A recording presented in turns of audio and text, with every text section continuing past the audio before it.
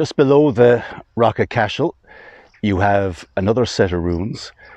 It's known as St. Mary's Abbey, more commonly known as Hore Abbey, and it's the remains of a Cistercian monastery.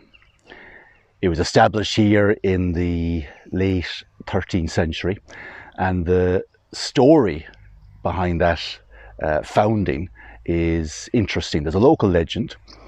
It says that Archbishop of Cashel, David McCarville, he had a dream that the Benedictines who were occupying this site were planning to kill him. So he decided to get rid of them from the site. He established it then as a Cistercian foundation. And it might sound an interesting story, but McCarville himself, he did have issues with the people of the town. He didn't get on that well with the Anglo-Norman authority. And he was also a member of the Cistercian order.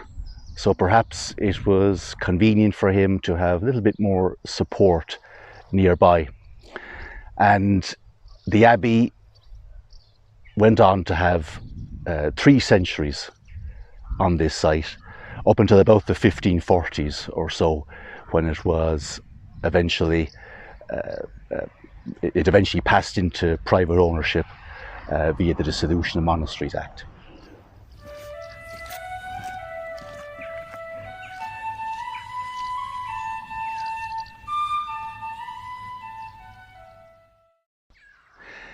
Now, Cistercian abbeys, they all had the one general layout. You had the cloister, and surrounding that were the buildings of the abbey. You had the church, of course, the main structure, the chapter house, the sacristy, the refectory where the monks ate their meals, another range of buildings which provided accommodation. Usually, with Cistercian abbeys, the cloister was on the south side of the church, but it's different here in Cashel. The cloister is actually on the north side. Now, why that is uncertain.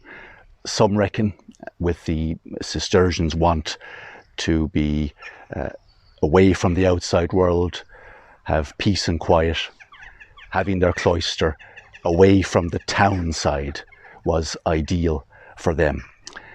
The cloister was essentially a covered area. It linked the various buildings of the abbey. With Hore Abbey today, what survives is essentially just the foundation level. In one corner, you do have part of the cloister arcade reconstructed.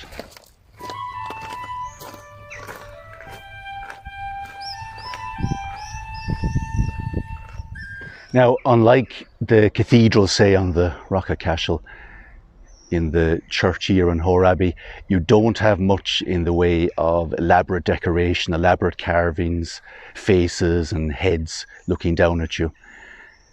That was deliberate. The Cistercians wanted a plain church, quite austere, but there's one little carving, one little face you should look out for, and it's just at this doorway here, leading from the cloister right into the church itself.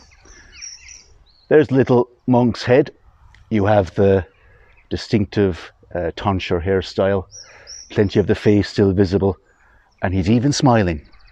So it says to you, visit Hore Abbey, you'll leave with a smile on your face.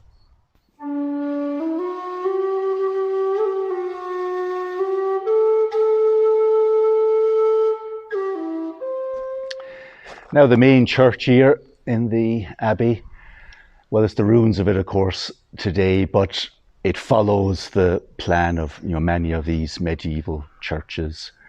You have your nave, where we're standing now, the chancel further up where you have the altar, 2 transepts either side. So essentially it was that cross shape.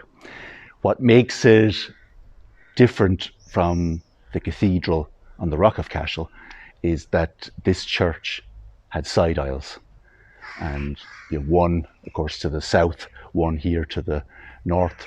Beside us, you have the arches that linked the side aisles with the main church body. As the centuries went on, the use of Hore Abbey changed as well.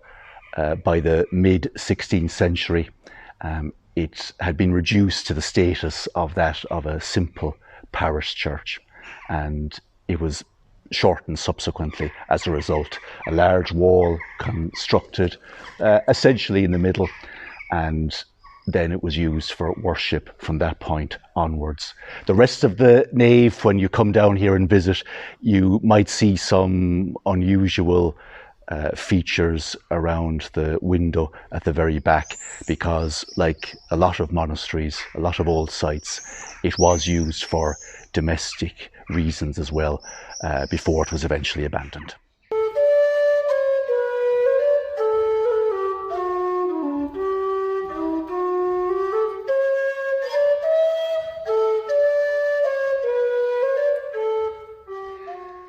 Now, here in the chancel of the church, there's a few features of interest. Along the wall, directly in front of us, right to left, you have the remains, first of all, of the sedilia, the seated area used by the celebrants of the Mass itself. To the left of that, you have partial remains of the piscina, where they poured away any of the water or wine that was used during the ceremonies. And then in the corner to the left of that, you have the Abbey, where the church vessels were stored. And you might just see a little shelf there. The name of that shelf, the term for it, is the credence, if you can believe that. Now, the church itself was used quite regularly by the monks during the day. They had to come in here for services on 9 separate occasions, and that started at 2 o'clock in the morning and then continued on at regular intervals until the evening time.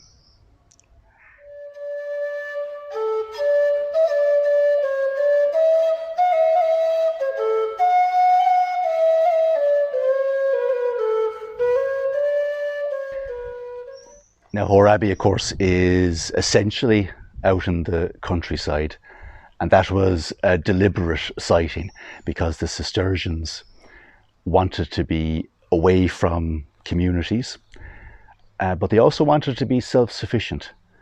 They wanted to farm the land that was around them, and at its height, Hore Abbey had the best part of 600 acres under its control. There was a dedicated part of the community who looked after the land. They were known as the lay brothers. They weren't full monks. You wouldn't have them with the other monks praying on a daily basis in the church.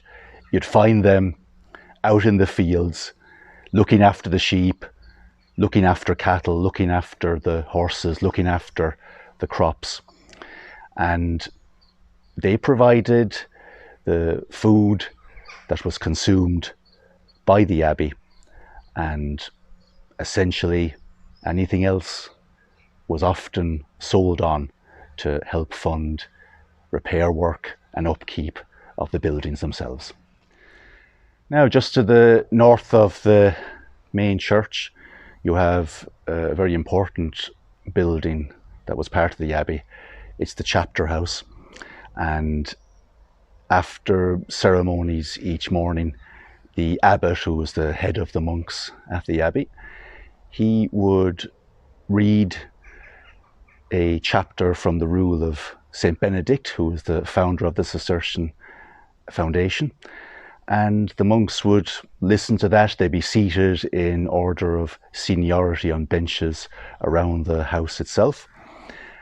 Afterwards, any business of the abbey would be discussed, and duties would be allocated. At the end of it all, then, if there are any sins to be confessed, the abbot would hear them and he'd decide on appropriate punishment.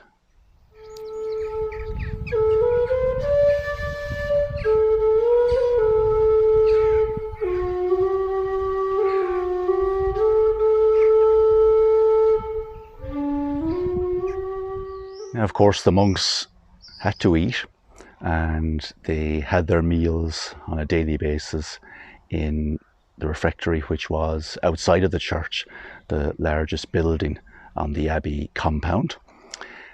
They had to eat in silence, and that silence was only broken by one monk who read from scripture, read from the gospel while they were consuming their food. Now, in terms of their food, because they were self-sufficient, they were able to use the Abbey farm to provide all of that. It was essentially, in the early days, what you'd call a vegetarian or a vegan diet. They ate beans, peas, cabbage, lettuce, parsley, kale, but that was relaxed in later centuries. By the time the Abbey here would have finished up as a Cistercian foundation, they would have been allowed to consume meat and fish and cheese and milk as well. And you certainly, as a lay brother, would have needed a good meal, because you were out there on the farm. It was quite physical work, and you were allowed 2 meals a day because of that. The other monks who were based here, they had 1 meal a day. Usually it was at noon, and of course you had your fast days as well.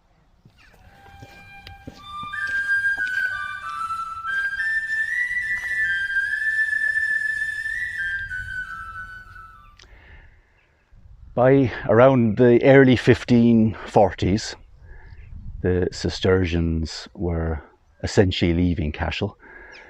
Their lands, their buildings were the property now of the Crown under the dissolution of the Monasteries Act, and they gradually passed into private ownership. And today, the fields that you'll walk through on your way to the Abbey, it's part of someone's farm. You might see some cattle here. You might see some farm work going on. So maybe some things don't change after all these years. But make sure on your visit to Cashel, if you visit the rock, you'll see Hore Abbey. It's less than a 10-minute walk. Come down and have a look around.